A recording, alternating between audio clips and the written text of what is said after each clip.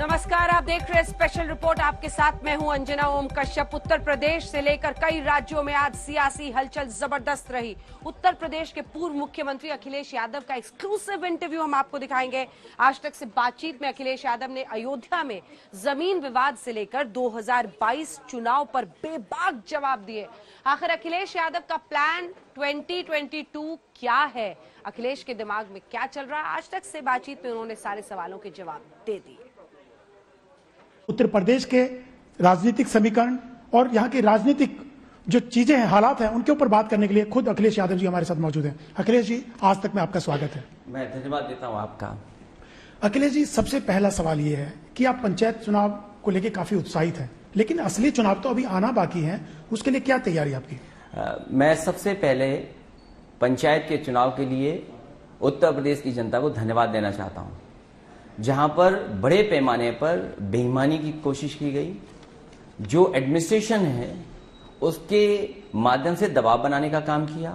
पूरी पुलिस लगी रही कि विपक्षी लोग कैसे हारे, उसके बावजूद भी समाजवादी पार्टी के सबसे अधिक प्रत्याशी जगह जगह जीते हैं। मुझे खुशी है इस बात की कि जनता ने एक बार फिर मन बनाया है कि समाजवादी पार्टी की सरकार आने वाले समय में बनने जा रही है। लेकिन पंचायत चुनाव से आप कैसे सोच सकते हैं, क्योंकि बड़े चुनाव हैं विधानसभा के, पंचायत का चुनाव थोड़ा अलग होता है। तो आप विपक्षी सरकार और बीजेपी के लोग ये कहते हैं कि आप तो जमीन पे है ही नहीं, सड़कों पे है ही नहीं, आप सिर्फ ट्वीट करते हैं या सोशल मीडिया की राजनीति करते हैं, मैदान में दिखते ही नहीं है। अभी पंचायत चुनाव खत्म हुए हैं। सरकार भारतीय जनता पार्टी की थी दिल्ली में, लखनऊ में, और उसके बावजूद भी पूरे उत्तर प्रदेश में बुरी तरह हारे हुए हैं। और हालांकि पंचायत का अध्यक्ष का चुनाव आ गया है, जो कुछ अपनाया जा सकता है, लोकतंत्र की सबसे खराब चीजों को अपनाने का काम भारतीय जनता पार्टी कर रही है। लेकिन अखिलेश जी, आप इतना हल्के में उनको ले रहे हैं। तीन बड़े चुनाव जीते, 2 लोकसभा के जीते, 1 विधानसभा का यूपी का जीता। तो आप अपनी तैयारी के बलबूते ऐसा कह रहे हैं या उनके वजह से आपको लगता है कि आपकी सरकार आएगी? उत्तर प्रदेश की जनता, जो आश्वासन दिया गया था, जो उन्हें भरोसा दिलाया गया था, यही भारतीय जनता पार्टी जिन्होंने अपना संकल्प पत्र जनता के सामने रखा था। आज भारतीय जनता पार्टी को पीछे मुड़ के देखना चाहिए कि जो वादे किए थे, कितने वादे पूरे हुए हैं। कोरोना काल में आप सरकार पर हमलावर रहे, अगर आपकी सरकार होती तो आप क्या करते? क्या ऐसी आप निपट पाते उतना? अब जहां तक समाजवादी पार्टी की देन है उत्तर प्रदेश की जनता के लिए, मैं जानना चाहता हूं उत्तर प्रदेश के मुख्यमंत्री निकले बाहर, किस अस्पताल में गए? लेकिन अखिलेश जी, सवाल तो आपके ऊपर भी उठता है कि आपने जो बयान दिया कि ये बीजेपी की वैक्सीन है, उसको लेके भ्रम की स्थिति बनी, लोगों में गलतफहमियां हुई और लोग भ्रमित हुए। लेकिन उसके बाद आपके पिता नेताजी मुलायम सिंह जी ने वैक्सीन लगवाई, तब आपको क्या लगा, आपका क्या रिएक्शन उसके ऊपर? तो आपने उनको कहा नहीं है तो बीजेपी की वैक्सीन है?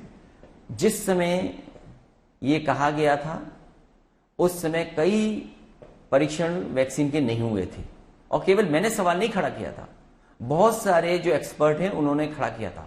उसके बाद लगातार मेरा कहना, समाजवादी पार्टी का मानना है कि लोग ज्यादा से ज्यादा वैक्सीन लगाएं।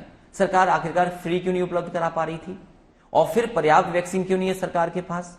जब सरकार को तैयारी करनी थी वैक्सीन की, तो वैक्सीन की तैयारी क्यों नहीं की? आज दुनिया में तमाम देशों ने अपने पूरे के पूरे नागरिकों को वैक्सीन लगा दी, लेकिन क्या है, आप वैक्सीन नहीं लगा पाए। तो अब आपका कहना है कि वैक्सीन लगवानी चाहिए लोगों को? और मैं कोई एक व्यक्ति नहीं हूं जो छूट गया हूं। मैं उन भारतीय जनता पार्टी और सरकार को भरोसा दिलाना चाहता हूं कि मैं आखिरी आदमी हूंगा जब ये पूरे देश के गरीबों को लगा दें वैक्सीन, उत्तर प्रदेश की जनता को वैक्सीन लगा दें, और जब आखिरी बचेगा तो मैं जाकर के वैक्सीन लगवा लूंगा। मतलब क्या मैं आखिरी आदमी हूं? पहले तो इन्हें पूरे गरीब, मजदूर और जिनको निकलना है काम के लिए, जिन्हें अर्थव्यवस्था को पटरी पर लाना है, आखिर उनको वैक्सीन कब लगाएंगे? हमने तो समाजवादियों ने कहा है कि आप दिवाली से पहले वैक्सीन लगा दीजिए। आखिरकार वैक्सीन है कहां पर? नहीं, आप लगवाने जा रहे हैं वैक्सीन? मैं ये जानना चाहता हूं सरकार गरीबों को वैक्सीन लगवाएगी कि नहीं लगवाएगी। और मैं ये अकेला नहीं बचा हूं, अभी तो बहुत सारे किसान बाकी हैं, बहुत से गरीब लोग हैं, उनको वैक्सीन कब लगवाएगी सरकार? आप लगवाएंगे वैक्सीन? मैं आखिरी, जब सब पूरे उत्तर प्रदेश की जनता को लग जाएंगे, उसके आखिरी मुझे भी लगा दें। अभी थोड़ा चुनाव क्योंकि नजदीक है, उसकी बात करते हैं। आपकी पार्टी क्या इस बार किसी के साथ गठबंधन के साथ आएगी? क्योंकि एक बार आपका गठबंधन हुआ राहुल गांधी कांग्रेस के साथ, फ्लॉप साबित हुआ, सक्सेस नहीं मिली। उसके बाद मायावती के साथ लोकसभा चुनाव में किया, उसमें आपने कहा कि बहुत गलती हो गई। तो इस बार किन लोगों के साथ आप गठबंधन करेंगे या अकेले चुनाव में लड़ेंगे? समाजवादी पार्टी किसी भी बड़े दल के साथ गठबंधन करने नहीं जा रही है। समाजवादी पार्टी के सभी नेताओं की राय यह है कि छोटे दलों को शामिल कर लिया जाए। समाजवादी पार्टी आने वाले समय के चुनाव में जो होने जा रहे हैं, छोटे दलों से गठबंधन करके चुनाव लड़ेगी। कौन कौन? जयंत चौधरी समाजवादी पार्टी का गठबंधन पहले से जैन जी के साथ है, आरएलडी समाजवादी पार्टी के साथ है, इसी तरह महान दल के साथ समाजवादी पार्टी है, एक चौहान समाज का एक दल है, संजय चौहान उसके राष्ट्रीय अध्यक्ष हैं, उनके साथ समाजवादी पार्टी का गठबंधन है। तो इसी तरह छोटे दलों को शामिल करने का काम समाजवादी पार्टी लगातार करती रही। मतलब कांग्रेस और बहुजन समाजवादी पार्टी, राहुल गांधी और मायावती दोनों से तौबा कर लिया आपने? दोनों को ही गठबंधन समाजवादी पार्टी ने किया था, दोनों से ही समाजवादी पार्टी का अनुभव कोई अच्छा नहीं रहा। इसलिए समाजवादी पार्टी ने तय किया कि बड़े दलों के साथ गठबंधन नहीं करेंगे, जो छोटे दल हैं उनको साथ लाने का काम समाजवादी पार्टी करेगी। लेकिन प्रियंका गांधी काफी एक्टिव हैं यूपी में, जनरल सेक्रेटरी प्रभारी हैं यहाँ की, काफी काम कर रही हैं। कितना असर आप देखते हैं प्रियंका गांधी का उत्तर प्रदेश के चुनाव में? मैं तो चाहता हूं और एक्टिव रहें, और फिर सभी दल हैं जो एक्टिव रहना चाहते हैं एक्टिव रहे। अंतोगतवा जनता ये तय करेगी आखिरकार उत्तर प्रदेश को विकास के रास्ते पर कौन ले जाएगा। आज उत्तर प्रदेश की जनता जानना चाहती है कि अस्पताल क्यों नहीं बने, उनसे जानना चाहती है। योगी जी तो कह रहे हैं कि दोबारा से उनकी सरकार बनेगी, उतने बहुमत से बनेगी। वो तो बाबा संत हैं, वो तो चाहे न जाने क्या देख लेते हैं, आने वाले समय का देख लेते हैं, कल क्या होने वाला वो भी देख लेते हैं। पहले ये बताएं मुख्यमंत्री जी उस पार्टी के सदस्य हैं कि नहीं हैं, और उनसे कितने विधायक संतुष्ट हैं। आज भी अगर विधायकों की गिनती हो जाए तो ज्यादातर विधायक इस सरकार के खिलाफ खड़े हुए हैं, और विधायक जिस दिन ये जान जाएंगे कि उनकी टिकट नहीं होने वाली है, टिकट कटने जा रही है, तो हो सकता है सदन बुलाए सरकार। आपको किसमें फायदा है, योगी के नाम से वोट मांगा जाए या मोदी के नाम से वोट मांगा जाए? समाजवादी पार्टी विकास और खुशहाली के रास्ते पर उत्तर प्रदेश जाए, उत्तर प्रदेश की जनता विकास मिले, उन्हें खुशहाली के रास्ते पर जाए। उत्तर प्रदेश की जनता उन्हें कभी वोट नहीं करेगी जिन्होंने कब्रिस्तान और शमशान की बात की हो, और इतना दुख दर्द तकलीफ जनता को कभी नहीं मिली होगी जितनी भारतीय जनता पार्टी की सरकार में मिली है। एक सवाल और उठता है अखिलेश जी, आपके चाचा शिवपाल यादव सालों से रहे, संगठन देखते थे पार्टी का, मुलायम सिंह के बाद नंबर 2 थे, अब वो नाराज हैं, अलग हैं। क्या उनको भी लाने की कोशिश होगी चुनाव से पहले, वो भी आपकी पार्टी के साथ मिलकर चुनाव लड़ेंगे? समाजवादी पार्टी और उनकी एक सीट है जसवंत नगर, उनको समाजवादी पार्टी ने उस सीट पर कोई चुनाव नहीं लड़ेंगे। और अगर उनके साथ कोई है जो राजनीतिक परिस्थितियों के हिसाब से कहीं लड़ सकता है तो समाजवादी पार्टी विचार करेगी। और इसीलिए मैंने कहा कि जितने भी छोटे दल हैं उनको साथ लेकर के समाजवादी पार्टी चलेगी। मतलब आपके चाचा और इस बार आपके साथ हमारे दिखाई देंगे? उनका भी दल है, उनका भी दल है, उस दल को भी साथ लेगी समाजवादी पार्टी। मतलब गठबंधन होगा या आपके पास वापस परिवार में आ जाएंगे? वो गठबंधन, समाजवादी पार्टी में नहीं वो आएंगे? चाचा तो है ही, लेकिन गठबंधन होगा उनके दल के साथ। नेताजी आपके पिता मुलायम सिंह यादव, माना जाए कि वो अब रिटायर हैं, या वो भी चुनाव में कुछ उनकी भूमिका या कुछ कैंपेन वगैरह दिखाई देगा? अब नेताजी का जितना स्वास्थ्य बेहतर होगा उतना हमारा साथ देंगे, और स्वास्थ्य को देखते देखते जो प्रचार वो कर सकेंगे वो जरूर समाजवादी पार्टी का प्रचार करेंगे। अखिलेश जी, एक सवाल ये भी उठता है कि अयोध्या में एक जमीन घोटाला सामने आया, उसको लेकर के आप लोग क्या सोचते हैं? जबकि ट्रस्ट वालों का ये कहना है कि कोई घोटाला नहीं हुआ, हमने जो भी काम किया है वो उचित और सही तरीके से किया है। सुप्रीम कोर्ट के फैसले के बाद पूरे देश की जनता ने यह मान लिया कि वहां मंदिर निर्माण होना है, रामलला का मंदिर निर्माण होने जा रहा है। और वहीं से ऐसी खबरें अगर आए कि जहां पर भ्रष्टाचार हुआ है, तो कम से कम जिन पे आरोप लगे हैं, जो वो ट्रस्ट के मेंबर हैं, सबसे पहले तो उन ट्रस्ट के मेंबरों को अपने पद से इस्तीफा दे देना चाहिए। क्योंकि मर्यादा पुरुषोत्तम राम के लिए अगर कोई काम हो रहा हो और प्रश्न उन्हीं पे लग रहा हो जो ट्रस्ट के लोग हैं जिन्हें संभालना है सब कुछ, तो जब तक ये भ्रष्टाचार के आरोप लगे हैं उन पर, तब तक सभी ट्रस्ट के मेंबरों को इस्तीफा दे देना चाहिए। और जहां तक आज बता रहे हैं कि सर्किल रेट, मार्केट वैल्यू के हिसाब से उन्हें जमीन दी है, मैं उनसे जानना चाहता हूं। एक बहुत प्रतिष्ठित वहां गांव है धर्मपुर, वहां बहुत सारे किसान हमारे पास आए थे जहां पर एयरपोर्ट बनना है। अगर एयरपोर्ट बनना है और ग्रामीण जनता तैयार है जमीन देने के लिए, वो यहां पर भी हमसे मिले, तो उस समय भी मैंने ये कहा कि सरकार से कहिए आप, और सरकार से मांग की थी कि 6 गुना सर्किल रेट बढ़ा करके मुआवजा दे दें। पूरे किसान वहां जमीन देने को तैयार हैं। आप बगल के गांव को ज्यादा मुआवजा दे रहे हैं, लेकिन उस गांव को मुआवजा नहीं दे रहे हैं आप। तो आखिरकार कहां की आपकी नीति है ये? कोई विकास के लिए रोकना नहीं चाहता, विकास को कोई रोकना नहीं चाहता, और वहीं यहां भ्रष्टाचार हो गया हो इतना बड़ा। 2 करोड़ की जमीन आपने कितनी कीमत में ले ली, कुछ सेकंड में कितना भ्रष्टाचार कर दिया। और आखिरकार कर्मचारी क्या कर रहे थे, अधिकारी क्या कर रहे थे? सोचिए, इतना बड़ा घोटाला।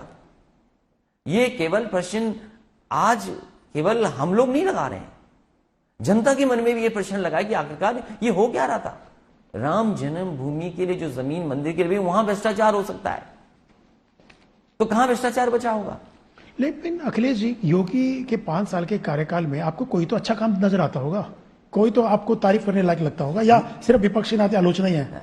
अच्छा काम यही नजर आ रहा है कि 4.5 साल खत्म हो गए हैं, आखिरी के 6 महीने बचे हैं, और अच्छे दिन के इंतजार करते हुए जनता नहीं, अच्छे दिन मिले उन्हें, लेकिन अब वो दिन मिलने वाला है जनता को जब इनका सफाया हो जाएगा। लेकिन ये भी कहा जा रहा है, आखिरी सवाल है अखिलेश जी, कि मोदी के नाम से वोट पड़ता है, चाहे वो बंगाल हो, चाहे यूपी हो, चाहे देश भर में कहीं भी मोदी की पॉपुलैरिटी इतनी है, उसकी वजह से उनका चेहरा ही काफी अपने आप में सब चीजों के सामने। लेकिन इधर अखबारों में मैं पढ़ रहा हूं कि सुनने में आ रहा है कि उनको प्रचार करने नहीं दिया जाएगा।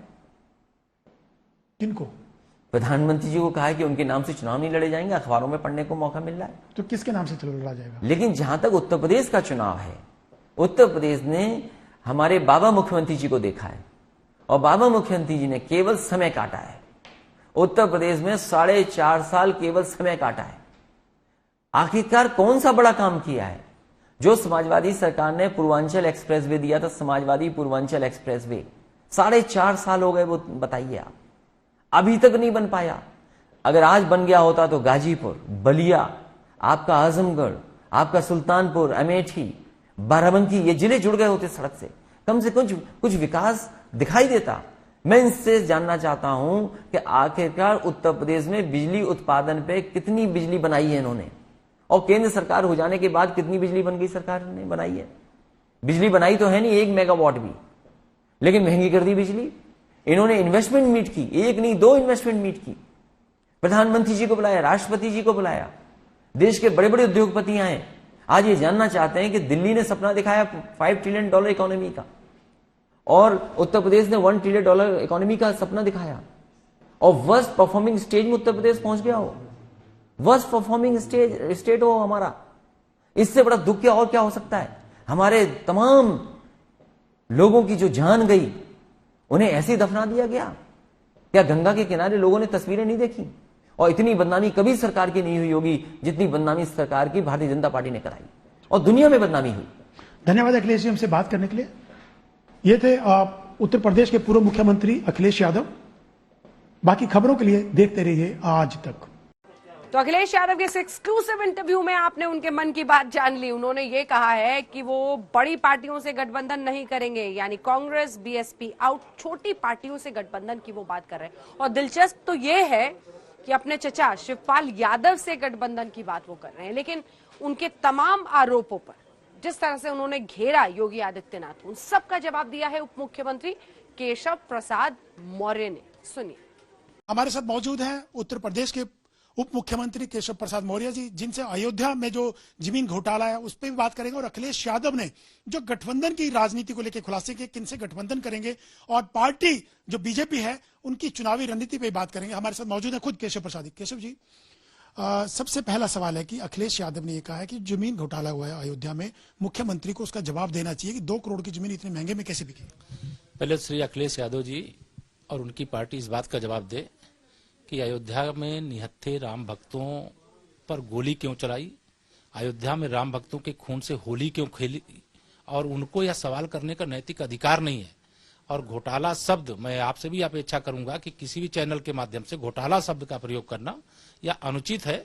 कोई घोटाला नहीं हुआ है। देश के राम भक्तों का भरोसा और विश्वास श्री राम जन्मभूमि तीर्थ क्षेत्र ट्रस्ट के प्रति था, है और आगे भी रहेगा। और जो राम भक्तों की भावनाओं के साथ खिलवाड़ करने की या घटिया राजनीति करने की कोशिश चाहे सपा या अन्य कोई भी दल कर रहा है, उसको निश्चित तौर से जवाब राम भक्त देंगे। केशव मौर्य जी, एक सवाल ये उठता है, अखिलेश यादव ने यह भी कहा कि इस बार वो कांग्रेस और बहुजन समाजवादी पार्टी से गठबंधन नहीं करें, उनका एक्सपीरियंस अच्छा नहीं रहा, छोटे छोटे दलों के साथ गठबंधन करने वाले हैं। तो आप लोग किस ढंग से देखते हैं? देखिए, भारतीय जनता पार्टी 2014 में अखिलेश यादव जी की अगुवाई में जब चुनाव हुआ था, उस समय पूरी तरह से हरा चुकी। हम 73 सांसद उत्तर प्रदेश से भाजपा की जीत करके गए थे। 2017 का विधानसभा चुनाव हुआ, कांग्रेस के साथ ये गठबंधन करके लड़े थे। बुरी तरह से इनको हराने का काम भारतीय जनता पार्टी ने किया है। 2019 में इन्होंने बसपा के साथ गठबंधन किया और बुरी तरह से भारतीय जनता पार्टी ने हरा करके विजय प्राप्त करने का काम किया है। 2022 में भी भारतीय जनता पार्टी एक बार फिर से 300 से अधिक सीटें जीतेगी और उत्तर प्रदेश में फिर से सरकार बनाएगी। और यह जो मुंगेरी लाल के हसीन सपने श्री अखिलेश यादव जी देख रहे हैं, देखने को उनको पूरा अधिकार है, सपने देखते रहें, लेकिन जब नींद खुलेगी तो उनके लगेगा कि चुनाव का परिणाम आया तो चारों खाने चित में। किसके नेतृत्व में चुनाव लड़ा जाएगा? आपने तो बोला है कि सेंट्रल लीडरशिप तय करेगा। क्या योगी जी चेहरा नहीं होंगे या मोदी जी का चेहरा रखा जाएगा? कौन होगा आपका नेता? समझता हूं कि सवाल वह आप लेकर के आए। अभी हमारे मुख्यमंत्री हैं योगी जी, हमारे देश के प्रधानमंत्री माननीय मोदी जी हैं, हमारे राष्ट्रीय अध्यक्ष माननीय अमित शाह जी हैं, प्रदेश में अध्यक्ष हमारे स्वतंत्र जी हैं। हमारा पार्टी का एक सामूहिक नेतृत्व है, सब लोग मिलकर के लड़ते हैं और मिलकर के लड़ते हैं और मिलकर के लड़कर के जीतते हैं और जीत करके भाजपा की सरकार बनती है तो सबका साथ, सबका विकास, सबके उत्थान के लिए काम। चेहरा कौन होगा? क्या योगी जी के लीडरशिप में ही चुनाव लड़ा जाएगा, वही चेहरा होंगे मुख्यमंत्री का अगले 2022 में? मैं कई बार ये बात कह चुका हूं कि भारतीय जनता पार्टी सपा, बसपा, कांग्रेस की तरह कोई प्राइवेट लिमिटेड कंपनी की तरह संगठन नहीं चलता है। हमारा नेतृत्व है और नेतृत्व जो तय करता है उसके हिसाब से हम लोग काम करते हैं। नेतृत्व कोई भी बात तय करेगा, हमारी पूरी पार्टी उस निर्णय के साथ एकजुट होकर के फिर से भारतीय जनता पार्टी का परचम उत्तर प्रदेश में लहराने का काम करेंगे। 22 भी जीतेंगे, 24 भी जीतेंगे। स्वाभाविक उम्मीदवार सीएम के फेस नहीं है योगी आदित्यनाथ। ये मेरा सवाल, जो मुझसे सवाल नहीं किया जा सकता, आपको मुझसे सवाल कर रहे हैं। यह सवाल का जवाब राष्ट्रीय नेतृत्व दे सकता है। हमारे मुख्यमंत्री हैं आदरणीय योगी जी, भारतीय जनता पार्टी का हमारा राष्ट्रीय नेतृत्व है। श्री अखिलेश यादव जी से आप कुछ पूछेंगे, मायावती जी से कुछ पूछेंगे, कांग्रेस में सोनिया जी से या राहुल जी से, प्रियंका जी, ये 3 लोग निदेशकों की कंपनी, इनसे कुछ पूछेंगे तो ये तो बताएंगे। हमारा सामूहिक नेतृत्व है और सामूहिक निर्णय है और निर्णय के आधार पे हम सब लोग आगे काम किए हैं, पीछे जीते हैं, आगे भी हम जीतेंगे और आगे भी लड़ेंगे। और सपा के मंसूबे जो उनको बहुत आजकल मैं देख रहा हूं, दिन में भी मुंगेरी लाल के सपने, नींद ना आवे तो भी उनको दिखने लगता है कि हमारे पक्ष में बहुत हवा चल रही है। अरे कौन गुंडागर्दी को यहाँ आमंत्रित करना चाहेगा? कौन यहाँ अपराध चाहेगा? कौन जमीन पे कब्जा चाहेगा? कौन यहाँ पे हत्या और बलात्कार की जो घटनाएं हुई हैं, जो गुंडागर्दी से मुक्ति उत्तर प्रदेश को मिली है, किस प्रकार के अपराध होते थे, किस प्रकार के अत्याचार होते थे, उत्तर प्रदेश न भूला है और न भारतीय जनता पार्टी उत्तर प्रदेश की जनता को भूलने देगी। धन्यवाद केशव जी से बात करने के लिए। ये थे केशव प्रसाद मौर्य जी, जिन्होंने साफ तौर से कहा कि 2022 में भी बीजेपी एक बार फिर पहले से ज्यादा बहुमत के साथ सरकार बनाएगी। कैमरामैन संजीव कुमार के साथ अशोक सिंघल, लखनऊ, आज तक। तो उत्तर प्रदेश में चुनावी बिसात बिछ चुकी है, लेकिन अब बिहार के उस फैमिली ड्रामे की बात कर रहे हैं जो लगातार हम बीते दिन से देख रहे हैं। चिराग पासवान की मुश्किलें खत्म नहीं हो रही हैं, क्योंकि उनके चाचा ने भी जो बगावती तेवर अपनाए हैं, पार्टी से जिस तरह से उन्हें बेआबरू करके हटाया है, उसके संदेश आज एक बार फिर से सामने आए, क्योंकि उन्हें पार्टी अध्यक्ष पद से हटा दिया गया। लेकिन इसके बदले फिर चिराग पासवान ने भी गुस्सा दिखाया और जो 5 सांसद थे जो बगावती हो गए थे, उन्हें पार्टी से ही निष्कासित कर दिया। कल 1 बजे क्या होगा भविष्य, ये पता चल जाएगा। कैसे, देखिए इस रिपोर्ट में।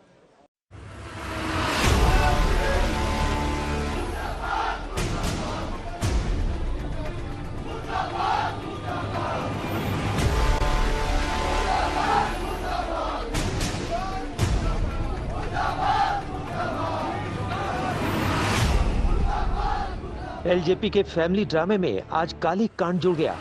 दिल्ली में सियासी घमासान के बीच पटना में चिराग पासवान के समर्थकों ने बगावत करने वाले नेताओं के पोस्टर पर काली पोती। इसे आप यूं समझिए, दिल्ली में चिराग को अध्यक्ष पद से बेदखल किया गया और इसका सियासी इफेक्ट सीधे पटना में दिखा। अचानक से चिराग पासवान के समर्थक जो हैं वो पहुंचे थोड़ी देर पहले और उन लोगों ने पार्टी दफ्तर के अंदर वो घुस गए। उसके बाद नारेबाजी की, चिराग पासवान के समर्थन में उन लोगों ने नारेबाजी की और उसके बाद भी बाहर आप देख सकते हैं किस तरीके जो तमाम 5 सांसद हैं पशुपति पारस के नेतृत्व में, जिन्होंने कह सकते हैं बगावत की है या जिनकी वजह से पार्टी में टूट हो गई, उनके फोटो को यहाँ पर जो है उस पर कालिक पोत दी गई है। तो इस तरीके की तस्वीरें आप देखिए, जब रामविलास पासवान जीवित थे तो शायद ही इस तरीके की तस्वीर कभी आपने देखी होगी, लेकिन उनके मृत्यु के 8 महीने के अंदर पार्टी का झगड़ा देखिए सड़कों पे आ गया है। काली कांड के हाई वोल्टेज ड्रामे के पीछे क्या वजह है, इसे आप चिराग पासवान से जुड़ी 4 बड़ी खबरों से समझिए। खबर नंबर 1, चिराग पासवान को अध्यक्ष पद से हटाया गया। खबर नंबर 2, आरजेडी और कांग्रेस ने चिराग को ऑफर दिया। खबर नंबर 3, चिराग ने तख्ता पलट पर इमोशनल चिट्ठी लिखी। खबर नंबर 4, एलजेपी की कमान पशुपति पारस के हाथों में है। चिराग पासवान ने पूरे घटनाक्रम को अपने शब्दों में बयां किया। ट्वीट करते हुए लिखा, पापा की बनाई इस पार्टी और अपने परिवार को साथ रखने के लिए मैंने प्रयास किया, लेकिन असफल रहा। पार्टी मां के समान है और मां के साथ धोखा नहीं करना चाहिए। लोकतंत्र में जनता सर्वोपरि है। पार्टी में आस्था रखने वाले लोगों का मैं धन्यवाद देता हूं। एक पुराना पत्र साझा करता हूं।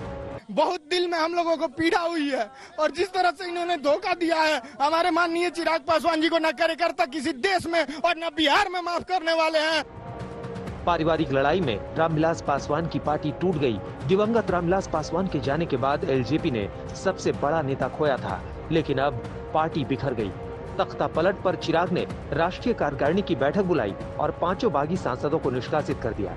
यानी चिराग अभी भी अध्यक्ष होने का दावा कर रही। आगे क्या होगा, बुधवार दोपहर 1 बजे प्रेस कॉन्फ्रेंस करके चिराग बताएंगे।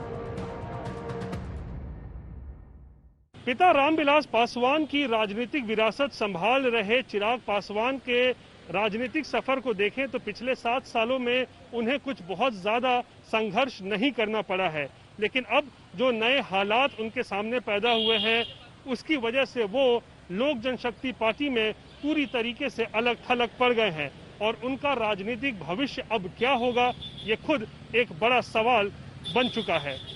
कैमरा पर्सन नदीम आलम और दिल्ली से हिमांशु मिश्रा के साथ रोहित सिंह, पटना, आज तक। आपने यूपी और बिहार में किस तरह से पॉलिटिक्स हो रही है वो सब कुछ देखा। अब पंजाब का सियासी गदर दिखाते हैं। जी हाँ, 2022 के चुनाव से पहले पंजाब में राजनीति चरम पर है। इस वक्त अकाली और बीएसपी के गठबंधन ने पंजाब की पॉलिटिक्स में तूफान खड़ा कर दिया। आज पंजाब के सीएम कैप्टन अमरिंदर सिंह के घर के बाहर अकाली और बीएसपी ने मिलकर जबरदस्त विरोध प्रदर्शन किया। कैप्टन के खिलाफ अकाली दल के प्रमुख सुखबीर सिंह बादल खुद उतरे और उन्हें हिरासत में भी ले लिया गया। अकाली दल का आरोप है कि कैप्टन सरकार में घोटाला हुआ है।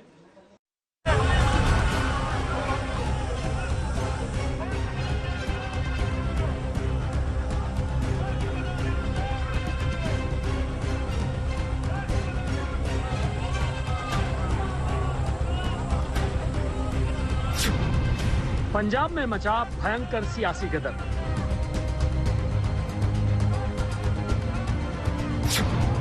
अकाली और बीएसपी का गठबंधन लाया तूफान।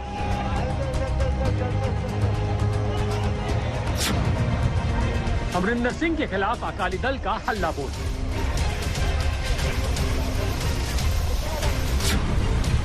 – 2022 विधानसभा चुनाव से पहले पंजाब में खेला हौबे।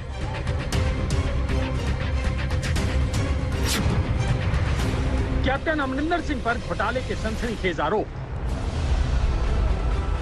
पंजाब में 2022 के चुनाव से पहले कैसे आबो हवा बदली है, ये उसी की तस्वीरें हैं। यहाँ राजनीति अपने चरम पर है। जब से अकाली दल और बीएसपी के बीच गठबंधन की घोषणा हुई है, पंजाब में राजनीति 360 घूम गई है। अभी तक कैप्टन और सिद्धू के बीच राग की राजनीति जोर पकड़ रही थी। अब अकाली और बीएसपी के गठबंधन ने कैप्टन को घेरने का ऐसा मास्टर प्लान बनाया है कि कांग्रेस को भी समझ में नहीं आ रहा कि इस चक्रव्यूह से कैसे निकला जाए। ये तस्वीरें मोहाली के सिसवा की हैं। यहाँ अकाली दल और बीएसपी के कार्यकर्ताओं ने मिलकर कैप्टन अमरिंदर सिंह के आवास के बाहर जबरदस्त धरना प्रदर्शन किया। पुलिस की डबल लेयर बैरिकेडिंग को तोड़कर अकाली दल के कार्यकर्ताओं ने अंदर घुसने की कोशिश की। तूफान खड़ा हो जाए फिर वो तूफान का भावे कैप्टन पूरी पुलिस ला ले, चुप यार, वो तूफान हम रोक नहीं सकता। पुलिस और अकाली दल के कार्यकर्ताओं के बीच भिड़ंत भी हुई।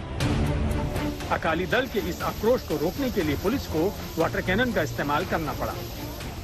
पंजाब के मुख्यमंत्री कैप्टन अमरिंदर सिंह के फार्म हाउस का घेराव करने जा रहे अकाली दल के कार्यकर्ताओं पर आप देख सकते हैं वाटर कैनन का इस्तेमाल किया जा रहा है और यहाँ पर सैकड़ों की तादाद में अकाली दल के कार्यकर्ता पहुंचे हुए हैं जो कहीं ना कहीं कैप्टन अमरिंदर सिंह के फार्म हाउस की तरफ जा रहे थे घेराव करने के लिए।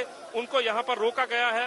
एक तरफ कोरोना की महामारी है तो दूसरी तरफ राजनीतिक जो ये तस्वीरें आप देख सकते हैं क्योंकि पंजाब में विधानसभा चुनाव होने हैं और चुनावों से ठीक पहले राजनीतिक माहौल यहाँ पर गर्मा गया है। इस धरने प्रदर्शन में अकाली दल के प्रमुख सुखबीर सिंह बादल भी शामिल हुए। पंजाब सरकार के खिलाफ विरोध प्रदर्शन के चलते सुखबीर सिंह बादल को हिरासत में भी लिया गया। अकाली दल के अध्यक्ष सुखबीर बादल को मोहाली पुलिस ने हिरासत में लिया है। तस्वीरें आप देख सकते हैं कि सुखबीर बादल को पुलिस हिरासत में ले रही है और आज अकाली दल के तमाम नेता और कार्यकर्ता कैप्टन अमरिंदर सिंह के फार्म हाउस का घेराव करने जा रहे थे। आप देख सकते हैं सुखबीर बादल को जो है पुलिस ने हिरासत में लिया है। आप ये तस्वीरें देख सकते हैं कि किस तरीके से पुलिस के आला अधिकारी सुखबीर बादल को ले जा रहे हैं हिरासत में लेकर, क्योंकि इससे पहले कोरोना की महामारी को लेकर भी सुखबीर बादल के खिलाफ FIR दर्ज हुई थी और आज अकाली दल के प्रोटेस्ट के दौरान यहाँ पर जमकर मशक्कत हुई है और आप देख सकते हैं अकाली दल के कार्यकर्ता आगे अड़ गए हैं और सुखबीर बादल को फिलहाल पंजाब पुलिस ने मोहाली पुलिस ने अपनी गाड़ी में बैठा लिया है। गाड़ी में बैठाकर उनको हिरासत में ले लिया गया है और यहाँ पर ये सीधी तस्वीरें आप देख सकते हैं किस तरीके से सुखबीर बादल को हिरासत में लेकर जाया जा रहा है। अकाली और BSP ने पंजाब के CM कैप्टन अमरिंदर सिंह के खिलाफ कोरोना महामारी के दौरान घोटाले का आरोप लगाया है। हाल ही में पंजाब की कांग्रेस सरकार पर केंद्र से मिली वैक्सीन को प्राइवेट अस्पतालों को ऊंचे दामों पर बेचने के आरोप लगे हैं। अकाली दल राज्य की कांग्रेस सरकार पर कोरोना वैक्सीन और फतेह किट खरीदने में भी घोटाले का आरोप लगा रही है, जिसका इस्तेमाल कोरोना मरीजों के इलाज के लिए किया जा रहा है। हम आपको बता दें कि 7 जून को अकाली दल और आम आदमी पार्टी के कार्यकर्ताओं ने मोहाली में पंजाब के स्वास्थ्य मंत्री बलबीर सिंह सिद्धू के घर के बाहर विरोध प्रदर्शन किया था और तब सुखबीर सिंह बादल ने चेतावनी दी थी कि अगर CM अमरिंदर सिंह ने स्वास्थ्य मंत्री बलबीर सिद्धू को तुरंत बर्खास्त नहीं किया तो 15 जून को वो फिर से मुख्यमंत्री के घर का घेराव करेंगे। अब सुखबीर सिंह बादल और BSP के साथ गठबंधन हुआ तो उनकी ताकत डबल हो गई और उसी डबल ताकत के साथ कैप्टन अमरिंदर सिंह के खिलाफ वो सड़क पर उतर आए और पंजाब की सियासत में घोटाले की चिंगारी भड़का दी। सत्येंद्र चौहान, मोहाली, आज तक। भीड़ देखी आपने, अकाली और BSP मिलकर कैप्टन अमरिंदर सिंह को घेर रहे हैं और जिस घोटाले की बात हो रही है अब वो वैक्सीन घोटाला है क्या, ये आपको बताते हैं। पंजाब सरकार पर आरोप है कि उन्होंने कोविड वैक्सीन निर्माता कंपनी से प्रति डोज 400 रुपए के हिसाब से खरीदी और निजी अस्पतालों को 1060 रुपए के हिसाब से बेची, यानी प्रति डोज 660 रुपए का फायदा हुआ। निजी हॉस्पिटल्स में जो लोग हैं उनसे प्रति डोज 1560 रुपए ले रहे थे ये प्राइवेट हॉस्पिटल्स, यानी 500 रुपए का फायदा। बाद में पंजाब सरकार ने प्राइवेट अस्पतालों को दिए टीके वापस ले लिए। अब 21 जून से PM मोदी ने पूरे देश में फ्री टीकाकरण का ऐलान किया है। 25% वैक्सीन निजी अस्पतालों को केंद्र सरकार देगी। तो ये तस्वीर अब इस तरह से उभरती चली जा रही है वैक्सीन में मामले में। तो ये तो था वैक्सीन घोटाला जिस पर अकाली ही नहीं बल्कि आम आदमी पार्टी भी कैप्टन अमरिंदर सिंह को घेर रही है। लेकिन पंजाब में अकाली और BSP के गठबंधन की असली पॉलिटिक्स अब आपको दिखाते हैं। पंजाब में इस वक्त पूरा फोकस दलितों पर आ गया है। BJP, अकाली, आप सबके सब दलित वोट बैंक पर नजर गड़ाए बैठे हैं, उनसे वोट मांग रहे हैं। ऐसे में कांग्रेस भी दलित राजनीति के लिए अपना मास्टर प्लान तैयार कर रही है और इसमें फंस गए हैं नवजोत सिंह सिद्धू। अब उनका क्या होगा, देखिए।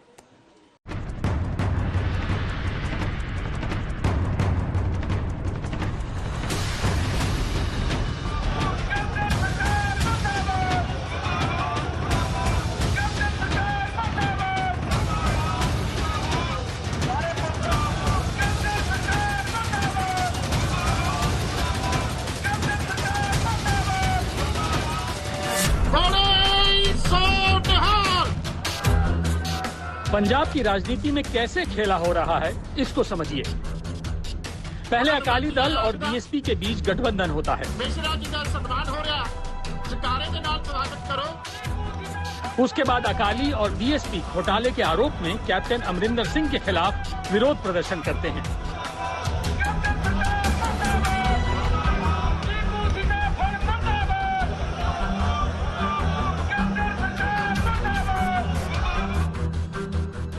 पंजाब में इस वक्त जो सारी पॉलिटिक्स हो रही है वो है दलितों को लेकर, क्योंकि देश में सबसे ज्यादा 32% दलित पंजाब में हैं। अकाली और बीएसपी का गठबंधन भी दलितों को अपने पाले में खींचने के लिए ही हुआ है। 2022 के विधानसभा चुनावों के लिए अकाली दल ने 117 में से 20 सीटें बीएसपी को दी हैं, जबकि 97 सीटों पर वो खुद चुनाव लड़ेगी। अब बीएसपी को दी गई इन 20 सीटों के गणित को समझिए। बीएसपी को दी गई 20 सीटों में से 18 पर अभी कांग्रेस का कब्जा है, जबकि बीएसपी को मिली 20 सीटों में से 8 सीटें रिजर्व और 12 सीटें सामान्य हैं। 2017 के चुनाव में दलित सीटों पर कांग्रेस और आम आदमी पार्टी का बोलबाला रहा। पंजाब की 117 सीटों में से 34 रिजर्व सीटें हैं। 2017 में 34 रिजर्व सीटों में से कांग्रेस ने 21, आप ने 9 और बीजेपी ने 1 सीट जीती थी। अकाली दल के साथ साथ बीएसपी सुप्रीमो मायावती भी पंजाब में कांग्रेस के शासन पर गंभीर आरोप लगा रही हैं। मायावती ने कहा कि अमरिंदर सरकार के राज में हर वर्ग गरीबी, भ्रष्टाचार और बेरोजगारी से जूझ रहा है। ये तो बातें करते हैं ना, ये इनको कुर्सी प्यार है, इनका दलित प्यार नहीं है। ये जो गठबंधन है वो मायावती का, अकाली दल का, ये कुर्सी प्रेम का गठबंधन है, ये दलित हत्याशी का गठबंधन नहीं है। इस गठबंधन ने पंजाब की सियासत का रुख पूरी तरह से मोड़कर रख दिया है। अभी तक कांग्रेस जो अपनी अंदरूनी कलह और रार से जूझ रही थी, कैप्टन अमरिंदर सिंह और नवजोत सिंह सिद्धू के समर्थक एक दूसरे के पोस्टर फाड़ रहे थे, अब कांग्रेस को दलितों वाली सियासत पर सोचना पड़ रहा है और नई नई रणनीतियां बनाई जा रही हैं। सूत्रों के मुताबिक पार्टी पंजाब कांग्रेस कमेटी के मौजूदा अध्यक्ष सुनील जाखड़ को हटाकर उनके स्थान पर किसी हिंदू या दलित चेहरे को जगह दे सकती है। अध्यक्ष एक हिंदू चेहरे को और कार्यकारी अध्यक्ष का जिम्मा किसी दलित चेहरे को भी दिया जा सकता है। पंजाब में नया पार्टी अध्यक्ष captain Amarinder Singh, party high command के करीबी विजय इंदर सिंगला, कार्यकारी अध्यक्ष डॉक्टर राजकुमार वेरका या चरणजीत चन्नी में से किसी एक को बनाया जा सकता है। उधर सिद्धू और कैप्टन की रार के बीच कांग्रेस अब भी फंसी है, क्योंकि सूत्रों के मुताबिक अब नवजोत सिंह सिद्धू ने उप मुख्यमंत्री पद लेने से भी इनकार कर दिया है। सिद्धू की नजर पार्टी अध्यक्ष के पद पर थी, लेकिन उस पर भी सहमति बनती दिखाई नहीं दे रही है। पार्टी हाईकमान के सामने अब सिद्धू को उनकी मर्जी के मुताबिक जगह देने की चुनौती है। सिद्धू और कैप्टन के बीच की रार सुलझाने से पहले पंजाब में कांग्रेस का पूरा रुझान दलित पॉलिटिक्स की तरफ चला गया है। सच ये भी है कि नवजोत सिंह सिद्धू भले ही उप मुख्यमंत्री का पद स्वीकार न करें, लेकिन कांग्रेस में इसके लिए जल्द ही किसी दलित विधायक या मंत्री की लॉटरी खुल सकती है। देखिए, अब हाईकमान ने इसका रिव्यू कर लिया है, क्योंकि ये 2 साल पहले ही ये सब चीजें हो जानी थी, जो शिकायतें वो नहीं आनी थी। कोरोना काल था, इस वजह से हम लोग कुछ फैसले तब नहीं ले पाए। अब यहाँ जहाँ किसी भी समुदाय की रिप्रेजेंटेशन कम है, उसको पूरा करने जा रहे हैं और जितनी भी शिकायतें दूर होगी। कांग्रेस में खलबली बीजेपी के इस ऐलान के बाद भी मची है, जिसमें कहा गया है कि पंजाब में मुख्यमंत्री का चेहरा कोई दलित होगा। ऐसे में कांग्रेस को दलितों के प्रति अपना रुझान और प्रेम दिखाना और जताना पड़ रहा है कि ये जो अचानक दलित प्रेम जागा है बीजेपी में, और बीजेपी की बहुत सी स्टेटों में सरकारें हैं, बीजेपी वहां दलित प्रेम क्यों नहीं दिखाती? वहां दलित सीएम अभी बना लेना। और दूसरी बात, 10 साल यहाँ पे अकाली दल की सरकार रही है, उन्होंने कहाँ डिप्टी चीफ मिनिस्टर बनाया किसी को? और आम आदमी पार्टी की दिल्ली की में सरकार है, वहां बना लेना। शायद बीजेपी को जवाब देने के लिए कांग्रेस पंजाब में डिप्टी सीएम के लिए दलित चेहरे की खोज में लगी है। चंडीगढ़ से मंजीत सहगल के साथ आज तक ब्यूरो। और अब राजस्थान का रण आपको लिए चलते हैं। सचिन पायलट लैंड किए हुए हैं दिल्ली में। पिछले 4 दिन से आला कमान से कुछ कहा जाएगा, इसका इंतजार कर रहे हैं। वहां अशोक गहलोत अपनी तरह से ठने हुए बीएसपी और पायलट गुट के विधायकों को ही भिड़ा रहे हैं।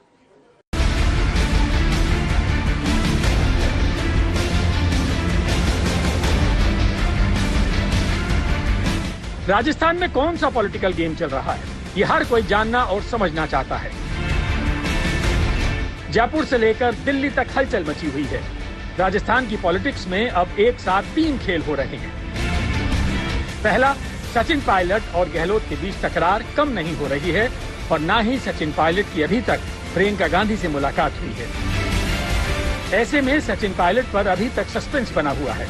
दूसरा, अशोक गहलोत ने एक बयान जारी कर ये कह दिया कि वो 1-2 महीने तक कोविड सावधानियों के चलते किसी से मुलाकात नहीं करेंगे। फिलहाल राजस्थान में कैबिनेट विस्तार मुश्किल है। तीसरा, गहलोत ने पायलट गुट से टूट कर आए विधायकों और बीएसपी से कांग्रेस में आए विधायकों को सचिन पायलट के खिलाफ खड़ा कर दिया है। पिछले 4 दिनों से राजस्थान के पूर्व डिप्टी सीएम सचिन पायलट दिल्ली में बैठे रहे और पीछे अशोक गहलोत ने खेला कर दिया। सचिन पायलट अपने गुट के विधायकों को मंत्रिमंडल में जगह चाहते हैं, लेकिन गहलोत ने उनके खिलाफ विधायकों की एक बड़ी जमात को उतार दिया है जो पायलट गुट को गद्दार और नकली तक कह रहे हैं। कि हम लोग एक स्थायी सरकार देकर राजस्थान के प्रदेश के विकास के लिए हम लोग सरकार में शामिल हुए थे, पर 1.5 साल से जिस तरीके के हालात चल रहे हैं, जिस तरीके से कांग्रेस पार्टी के ही विधायक बार बार प्रेशर बनाकर सरकार को अस्थिर करने का काम कर रहे हैं, उससे प्रदेश की जनता का हित प्रभावित हो रहा है। प्रदेश के विकास के काम भी कहीं न कहीं अवरुद्ध हो रहे हैं। तो अब पार्टी हाईकमान को निर्णय लेकर जो बार बार प्रेशर बन रहा है, जो बार बार बयानबाजी हो रही है, उनके खिलाफ अब एक्शन लेना चाहिए। अब कोई नकली आदमी घुसा हुआ हम पे पत्थर फेंके तो हम तो असली इसलिए मस्त हैं। अब रहा सवाल बसपा का, हमने बसपा नहीं कहा है। 3-4 दिन से ये लोग भाग रहे हैं हम बसपा के 6 मीटिंग करेंगे। हम तो इनको कांग्रेस का ही मान रहे थे। हमने कांग्रेस के खिलाफ वोट दिया क्या जो उन्होंने कांग्रेस बचा दी? हम तो हाईकमान से ही तो मिलने गए थे, लेकिन हमारी पार्टी में नई बीननी आई और वह बीननी यार मन सासू जी ने ज्ञान दे रही है, उसको पता ही नहीं है। उसकी उम्र है जितने साल तो मुझे कांग्रेस में काम करते हो गया। अब अशोक गहलोत जो खेल कर रहे हैं वो समझिए। एक तरफ तो वो कोविड का हवाला देकर मंत्रिमंडल के विस्तार को टालना चाहते हैं, दूसरी तरफ वो पायलट विरोधी विधायकों से मिलकर राजनीति भी कर रहे हैं। अब देखना यह है कि सचिन पायलट गहलोत के जवाब में क्या करते हैं। मुख्यमंत्री अशोक गहलोत की रणनीति है जो काम कर रही है। भंवर लाल शर्मा को उतारा, बहुजन समाज पार्टी के विधायकों को उतार दिया है। खुद नेपथ्य में है कि सचिन पायलट गुट जवाब दे और आपस में भिड़े, क्योंकि वो चाहते हैं कि मंत्रिमंडल का विस्तार फिलहाल टल जाए कोरोना के नाम पर, क्योंकि पहले भी कह चुके हैं कि 2 महीने तक वो किसी से मिलेंगे नहीं। कैमरामैन शर्मा के साथ शरद कुमार, जयपुर, आज तक। और इसी के साथ स्पेशल रिपोर्ट में इतना ही। देश दुनिया की बाकी खबरों के लिए आप देखते रहिए